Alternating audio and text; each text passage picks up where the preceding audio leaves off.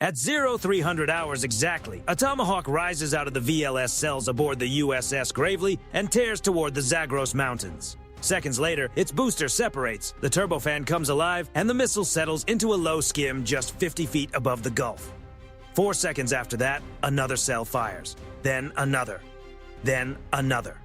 In under a minute and a half, 8 missiles are already gone. And all across the surrounding waters, other destroyers are repeating the same sequence. The largest military action in the region is now underway. And inside Iran's command structure, the reality of that moment has not fully landed yet. Deep within the underground OGAB-44 complex, IRGC commanders are convinced they are unreachable, protected by layers of rock and reinforced construction. In their minds, this hidden missile city is untouchable, invisible, and safe from direct attack. What they do not know is that their most valuable mobile launch platforms are already giving away their positions. Each transporter erector launcher is, in effect, marked from within. While officers study their screens, covert beacons secretly placed on the chassis of those vehicles are relaying exact location data upward, feeding targeting information to an Israeli surveillance architecture overhead. That is the turning point, realizing too late that you were tracked, mapped, and outmaneuvered before anyone even touched the launch button. For months, Israel's Unit 8200 has been operating in the background, playing a patient and dangerous game. Long before the first missile was readied, deep cover assets had penetrated the area and attached ultra-miniaturized GPS beacons to the IRGC's most important launch vehicles. These were not ordinary trackers. They were passive, nearly impossible to detect, and designed to remain dormant in low-power mode until activated at the critical moment. At 0308 hours, once U.S. Naval Command gives the signal, the beacons begin transmitting. Suddenly, the satellite picture changes. The mountain is no longer just a mountain. The hidden missile city becomes visible from the inside out. Specific bays, exact tunnel sections, and the precise coordinates of every launcher inside the Zagros network appear with startling clarity. Iran's much advertised isolation from outside intrusion no longer matters. Because once an opponent knows exactly where you are, thick walls stop being a guarantee. It becomes a brutal tactical irony, a fortress that has already been mapped from the inside. Every movement inside the complex now updates the targeting picture in real time. If a driver shifts a launcher even slightly within a tunnel, that movement is reflected almost instantly. On combat screens aboard the USS Gravely and USS Carney, launchers once considered nearly impossible to find now appear as steady green markers on a digital map, each one waiting for a strike solution. By 0312 hours before the incoming Tomahawks even reach the shoreline, the Iranian air defense network is preparing to respond. OGAB-44 depends on a sophisticated fiber optic system to move targeting data to its Bavar 373 batteries. But that network depends on one fragile constant: uninterrupted electrical power. Israel chooses not to spend weapons on hardened bunker walls that might survive near misses. Instead, it attacks the system that keeps the whole complex functioning. A pair of Israeli F-15Is, operating under strict emissions control to remain as difficult to detect as possible, reaches launch position near the Iraqi border. Their targets are not the launchers themselves. They are the power nodes. Rampage supersonic missiles ignite beneath their wings and streak toward the transformer substations surrounding OGAB-44. These are not meant for broad area damage. They are built for decisive structural impact. Moments later, bright flashes roll across the mountains as the substations are struck and the electrical grid collapses. Instantly, the complex loses power. Lights inside the control rooms cut out. The primary fiber network, the backbone of the site's defensive coordination, goes silent. Iranian commanders rush to activate backup generators, but that emergency response creates a new vulnerability. Large industrial generators do not run quietly or invisibly.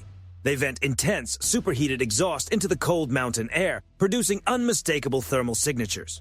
On the long-range infrared sensors of Israeli airborne surveillance platforms, those hidden positions suddenly stand out clearly. The underground complex is hidden no longer. It is now glowing on the thermal picture, perfectly marked for the cruise missiles already inbound. The power grid was not just an accessory, it was the nervous system. And with one series of strikes, that system has been broken. At 0500 hours, the underground defense network is still running unevenly on backup power, and OGAB-44's command staff remains active. Operators scramble to realign their batteries, hoping to recover targeting locks on the incoming wave. They believe there is still one final chance to save the missile complex. What they are about to face, however, is not just physical pressure, but digital manipulation. From a secure relay somewhere over the Jordanian-Iraqi corridor, Unit 8200 begins a red code injection through a sophisticated man-in-the-middle exploit.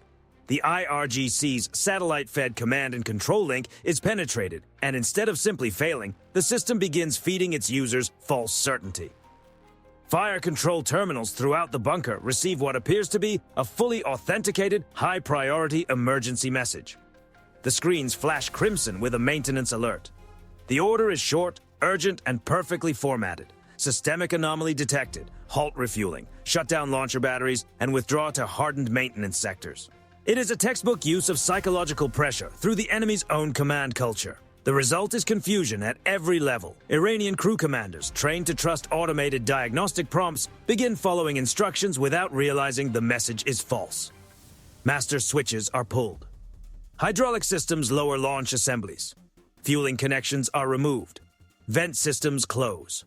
Crews begin slowly moving their vehicles out of the protective bays and onto the exposed roads of the plateau, believing they are carrying out an emergency preservation procedure. In that moment, the launchers stop being hidden assets in reinforced shelter and become exposed vehicles in open terrain. From high altitude, Israeli airborne early warning sensors track each one as it exits the tunnel network.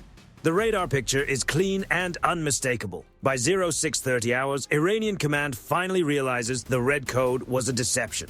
In panic, it orders a rapid scramble of remaining air assets. MiG-29s and F-14 lift off from hardened positions at nearby bases, their radars spinning up at full output as crews search desperately for the incoming cruise missile wave. But this is exactly the scenario an Israeli F-35I formation has been waiting for.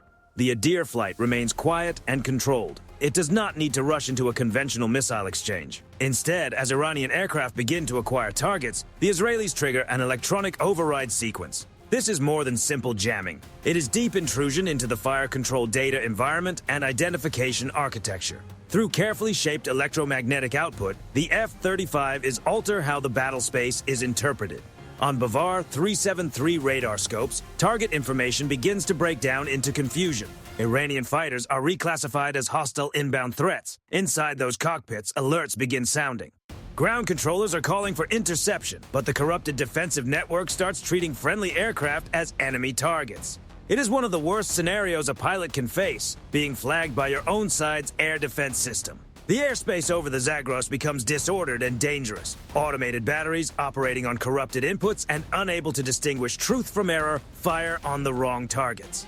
The F-35 is maintained distance and control, orbiting silently while the Iranian air defense structure begins to unravel under its own compromised logic. The system is no longer coordinating defense, it is tearing at itself. By 0830 hours, Iran's integrated air defense picture is in ruins. Interceptor aircraft are either lost, forced out, or grounded. Bunker Command is struggling under internal contradictions and broken data streams. The missile city is now fully exposed. High above Jordan, an Israeli airborne early warning aircraft becomes the central sensor node for the coalition. Through a secure, low-latency Link 16 bridge, it pushes continuous targeting information into the combat systems of American B-1B Lancers holding near the Iraqi border.